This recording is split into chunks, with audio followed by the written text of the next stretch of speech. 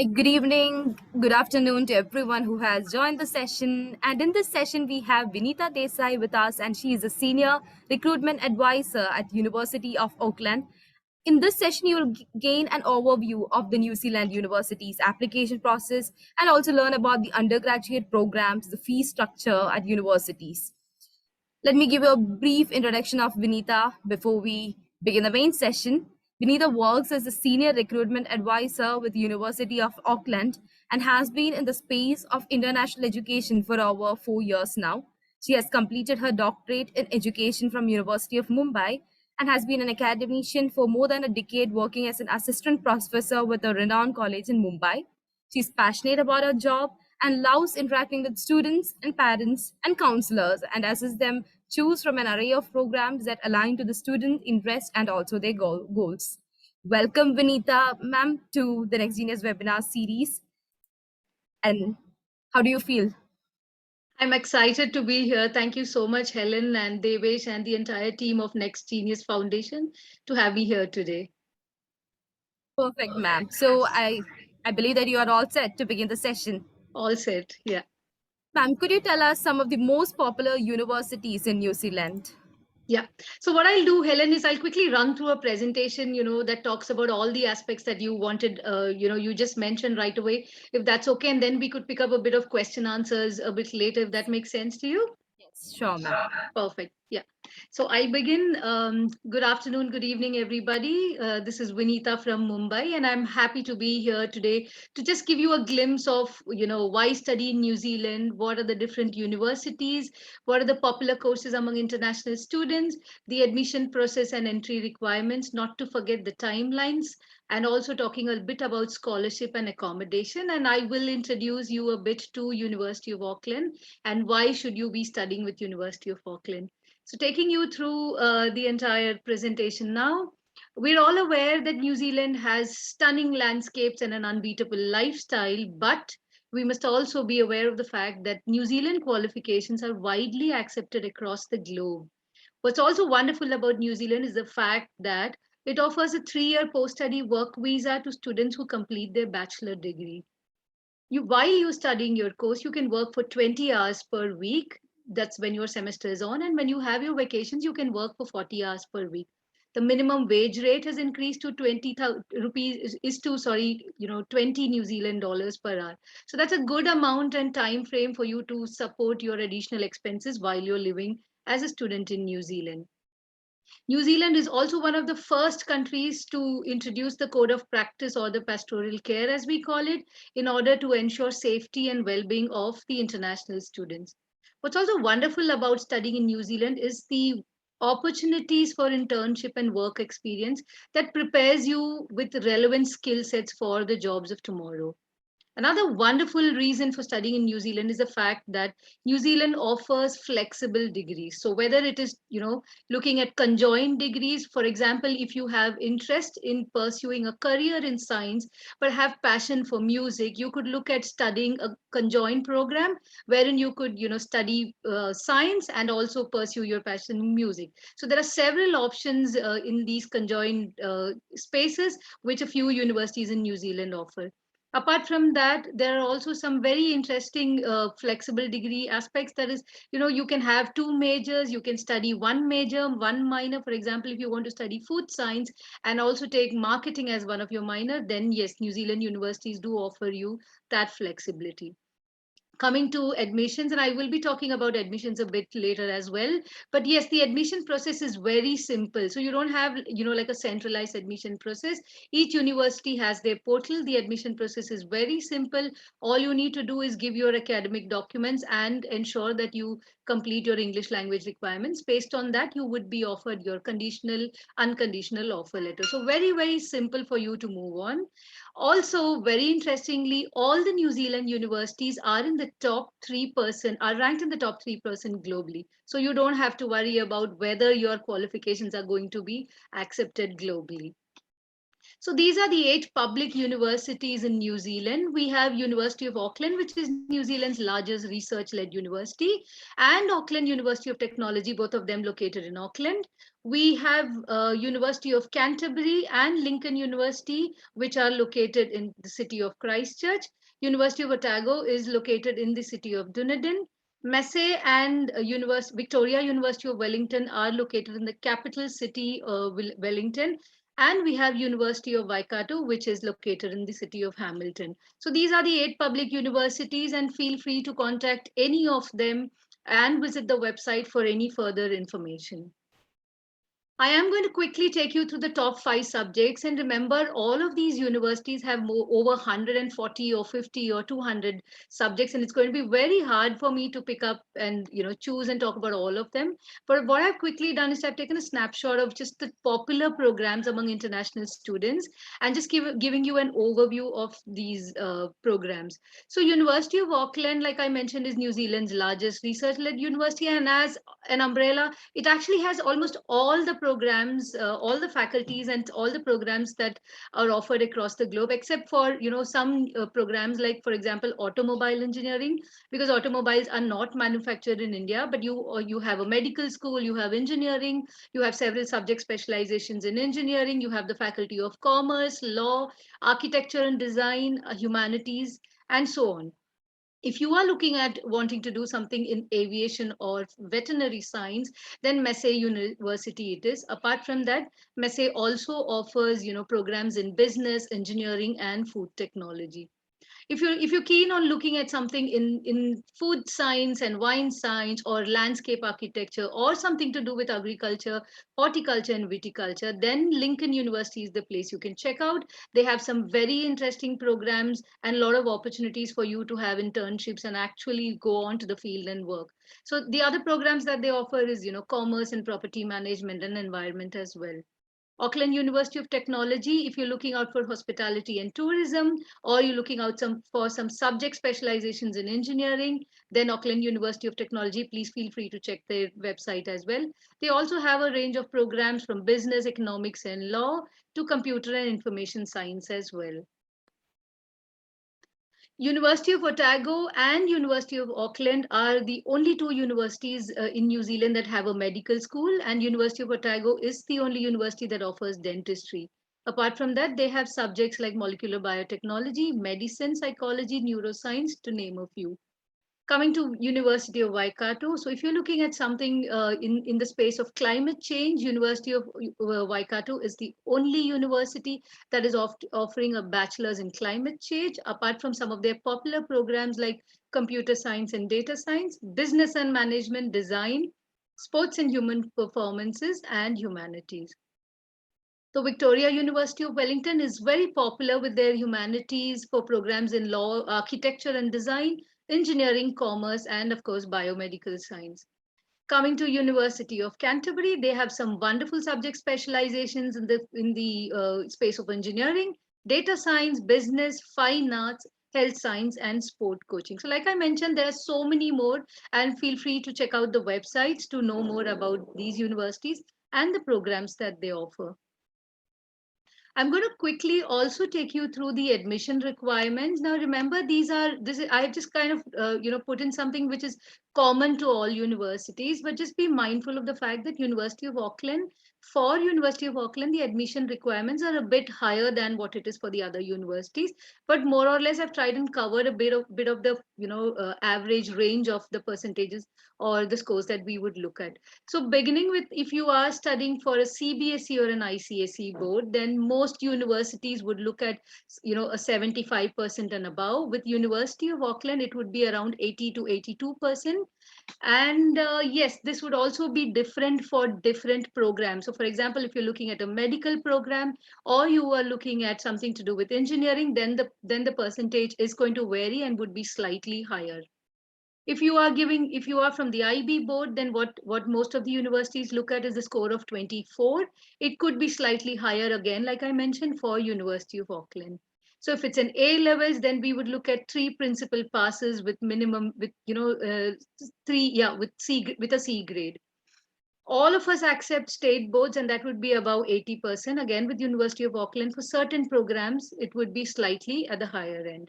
So this is just a general overview of the entry requirements for all the universities. Please remember that every university has a guaranteed entry requirement. That's a minimal entry requirement.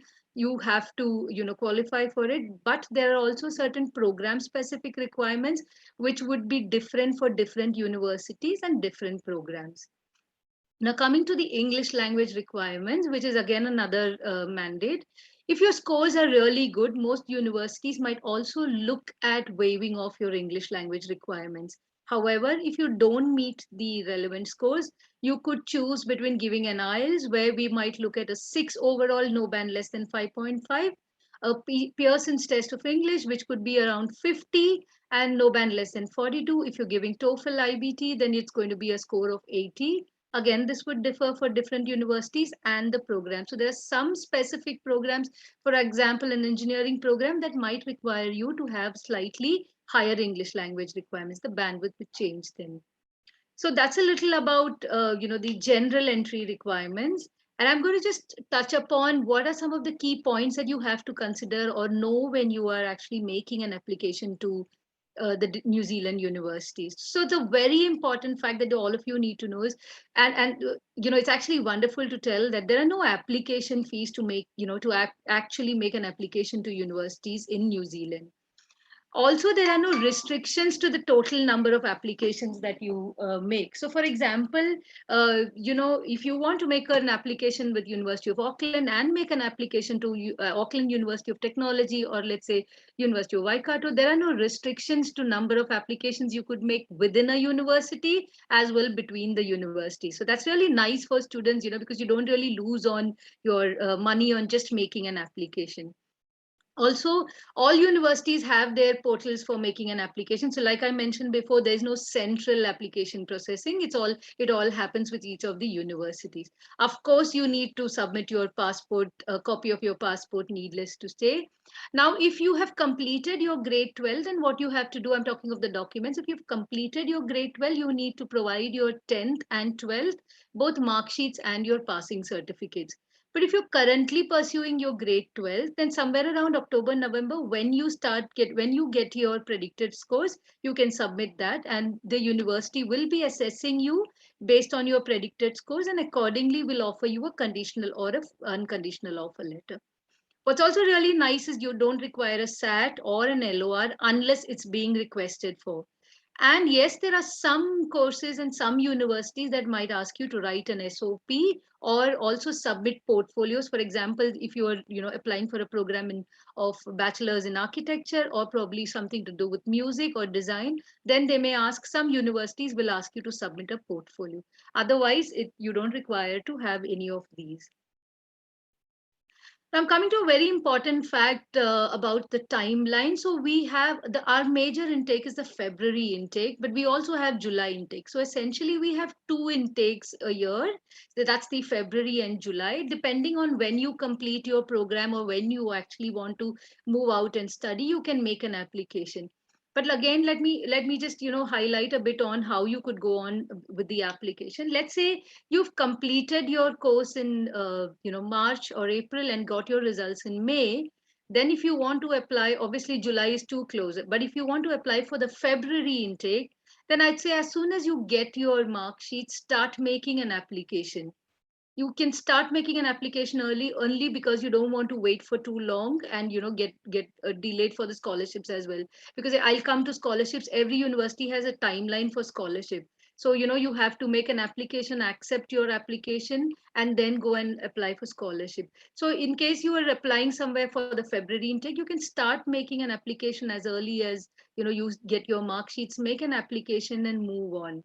If you're looking at the July intake, when you get your predicted score somewhere in October, November, you can start making an application so that you don't get delayed like I spoke. And I'll just explain to you this once again. So as you can see my screen, let's say you are currently studying in grade 12 and you want to make an application, let's say for the February intake, okay?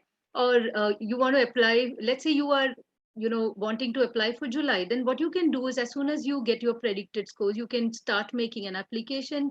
You can submit your application, somewhere around October.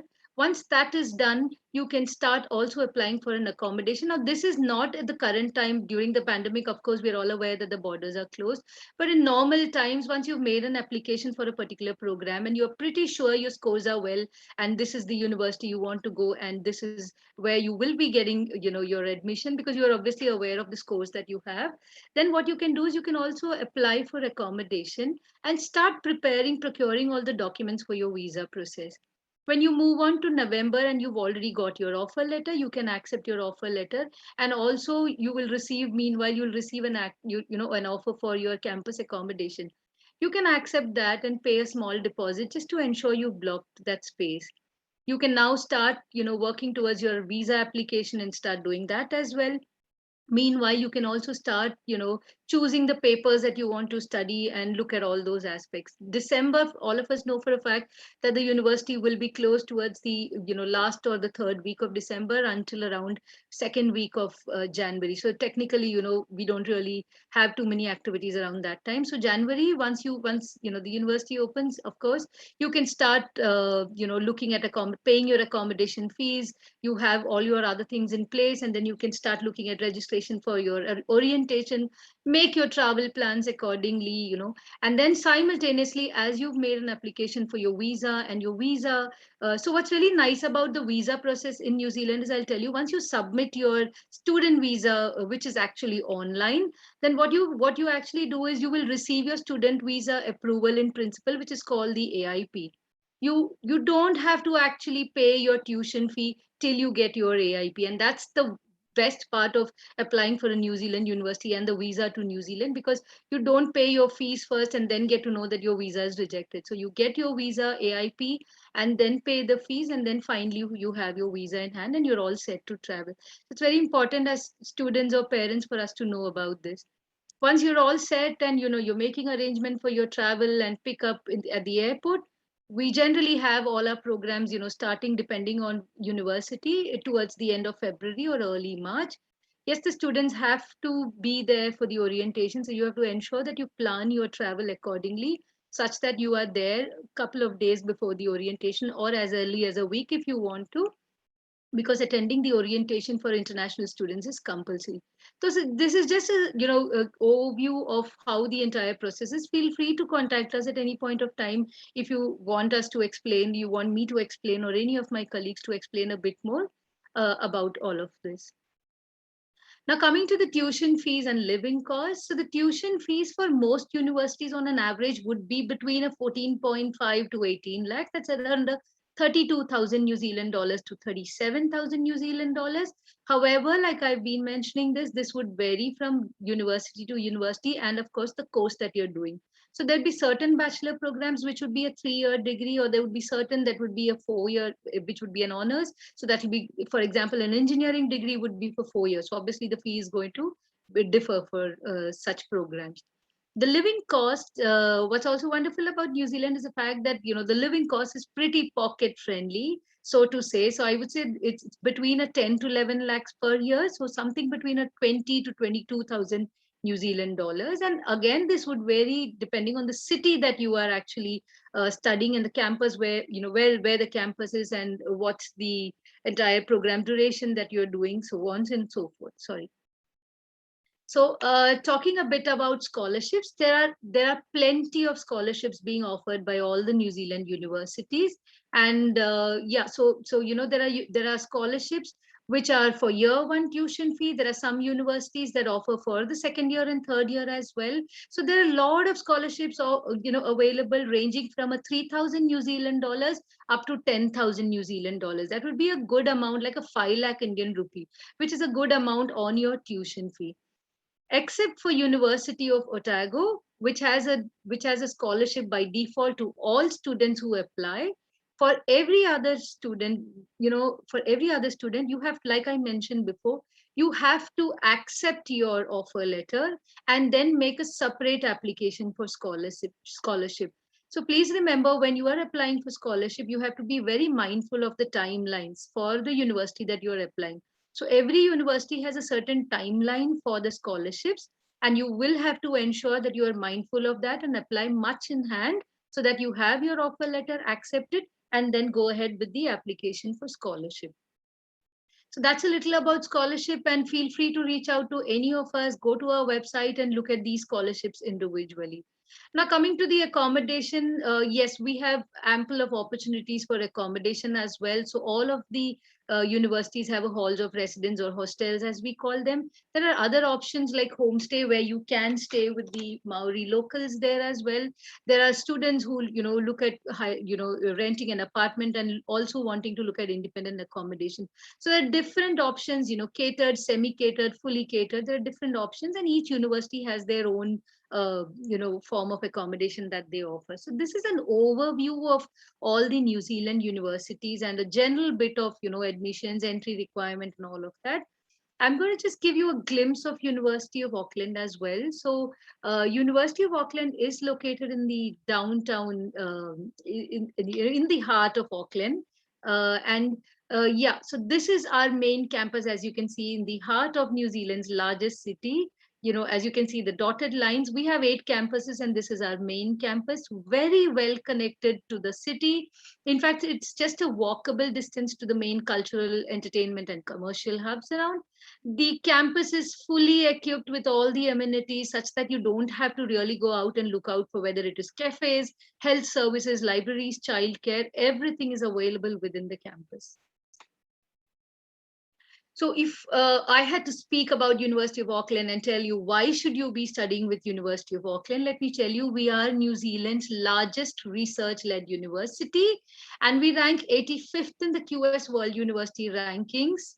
So, and 100 of our, out of 100, around 33 of our subjects are ranked, in the top 100, sorry, as per the QS World University rankings, and 13 of them are in the top 50. So we are extremely proud to be, a research-led university, and are also having the best teaching environment in New Zealand. We also rank 59th globally for our graduate employability. Saying so, almost 90 to 95% of our students are really very well placed after completion of their program. And I think it's very important for students and parents to understand when they're looking at universities, it's important for you to also check out what is the rate of graduate employability, because the crux of all of it is how well will you be placed after completing a particular course.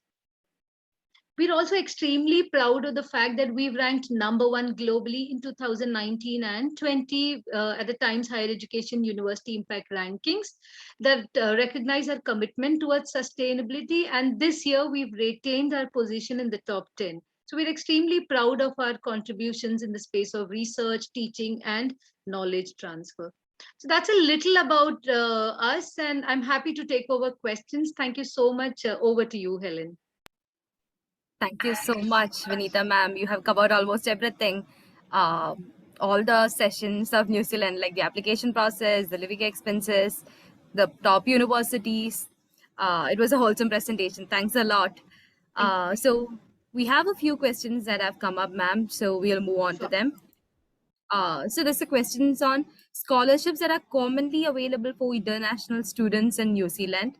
You have talked about the scholarships that each university is offering. Are there any common scholarships for international students in New Zealand? At the moment, Helen, there are no common scholarships. All of the universities have their own scholarships. There are some scholarships that are offered by ENZ Education New Zealand, but at the moment, there are only scholarships that are offered by all the universities. Thank you, ma'am. So there's another question that is, since there are border concerns, how are classes taken at these New Zealand universities?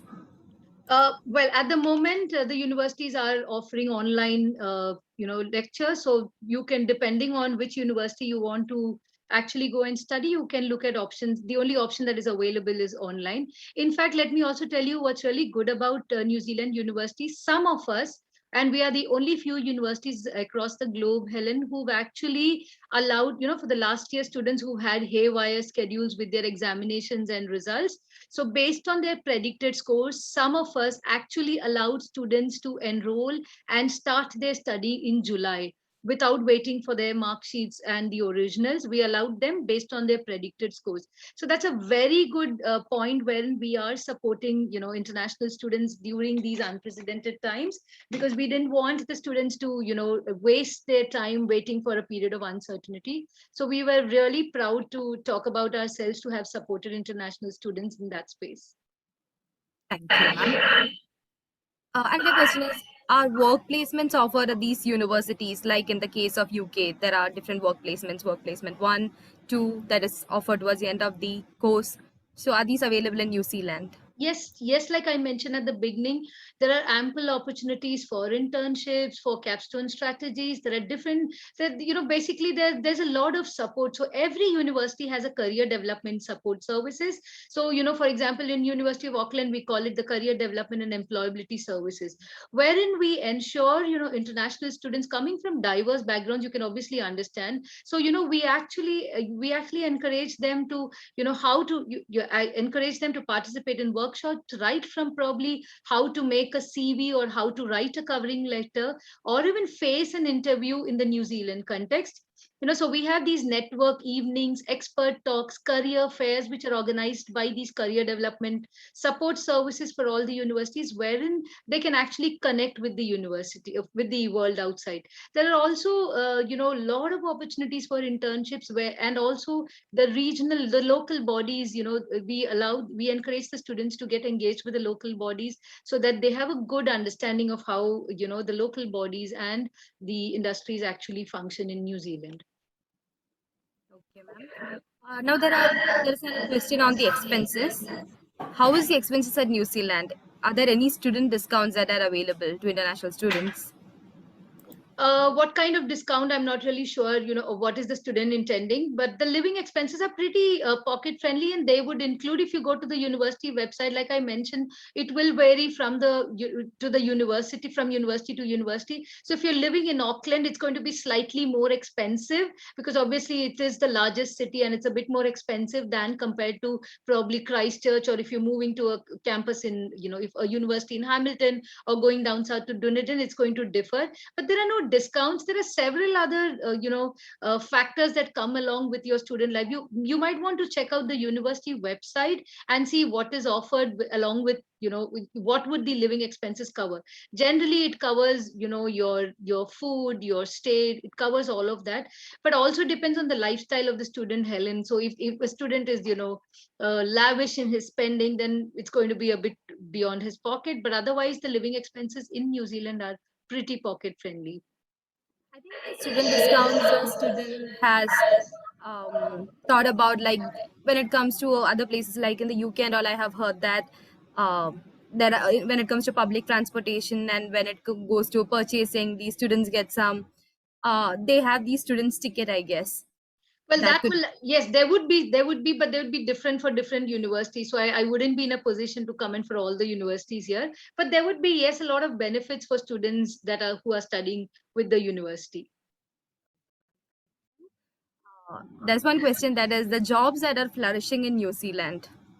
And maybe you could touch upon the courses also that are really popular right now in New Zealand, which will result in job placements, work Sure. placement. So some of the very popular programs, especially among Indian students, are obviously, the engineering programs. We have subject specializations like civil and structural mechanics, mechanical mechatronics, chemical engineering. So these are some very popular. Of course, IT is, in great demand, data science, computer science. These are some very popular programs. But I have seen, interestingly, great number of, students inquiring for programs in law. Okay, for programs in architecture, humanities. I'm sure you would know this for a fact, Helen. There are a lot of students interested in studying psychology, international politics. There are students who come to us for medicine as well. So yes, that's also another area. But I know a lot of students coming for the STEM subjects. So a lot of students interested in marine science, food science, wine science, agriculture. So these are some of the very popular programs. But yes, data science, engineering, management. So under the Faculty of Commerce, you've got business, innovation, and entrepreneurship. These are some very, very popular programs. And yes, the job market has gone a bit shaken with COVID in place, but there's still opportunities, and students are still looking at these programs. Great, ma'am. Now, there's a question about the law schools. What about the law schools in New Zealand? Law school? Yeah. So we have University of Auckland and Victoria University of Wellington who have courses in law. So University of Auckland, we are ranked in the top 50 for our law school. So we have a wonderful law school. In fact, we have researchers from across the globe who come to New Zealand and study with University of Auckland. So yes, the law school is very popular. Please do apply and let me know if I can help you. If you have any questions to all the attendees, you can just put it up over here and we'll be taking that up. We have almost 15 minutes left before we end the session. Rudraksh has again asked about law. Is the law course at the University of Auckland Bar Council of India accredited? Well, I'm not really sure about that, Rudraksh, but I'm happy to get back to you on that. But I know for a fact that if you have to get yourself registered with the Bar Council of India, New Zealand, after you finish your course, you have to complete a short course for around 3 months, and you can get yourself registered with the New Zealand council there, Bar Council there. I'm sure, as much as I am aware, but I can't really confirm that. If you have to come back to India, you will also have to give a couple of exams to get yourself qualified for the bar council, but I'm happy to get back to you on that. The other thing is, what's really nice about New Zealand, Helen, is the fact that international students can also work in the government spaces in law with the New Zealand government. So there are no restrictions, for international students to work in the government sector in New Zealand. That's a very good thing. So if you want to continue practicing there, you will have to take certain papers course as electives, and you can continue working in that space as well. So Rudraksh, I'm happy to get back to you. If you could, send me an email, I'm really happy to get that confirmed for you. Thank you for that question. Could you please provide your mail ID Sure. in the chat box so that students can reach out to you in case of any further queries or questions? Yes, please. Please contact me at any point of time, and you can give me a reference that you've attended this session here, and I'm happy to assist you at any point of time. I'll also drop in my email, contact number in case you want any assistance. I'm happy to, help. Okay, I'm just putting it out over here because where you have put it, it's for hosts It's and panelists to see it. Yeah. So now I have put it so that all the attendees can also view your Thank you so much. Yeah. contact number and mail ID so you can reach out to her for any questions regarding University of Auckland or courses at New Zealand. There's a question: how likely is one to get a job in India after studying in New Zealand? Like I mentioned, the qualifications, all the qualifications of New Zealand are accepted worldwide. So depends on what you are doing and your skill sets and the knowledge that you carry. I mean, there's no question to how likely you are. You should definitely be getting a job because the qualification is accepted, wide across the globe. So there's no question of why you shouldn't be getting. Remember, when you're talking of jobs, yes, it's important from where you complete your degree, but it's also about the knowledge that you carry, the skill sets that you have to offer at a job. So that's also very important. That's a very nice question, but yeah. Yes, ma'am. I think we don't have any more questions. If you have anything, you can post it right now. Yeah, Rudrash has asked another question: are there study abroad opportunities for students in New Zealand? Yes, very interestingly, Rudraksh, I'm happy you were asking some very interesting questions. There are opportunities for study abroad, a semester exchange as well. So we have all the universities have different partners across the globe with some of the top universities.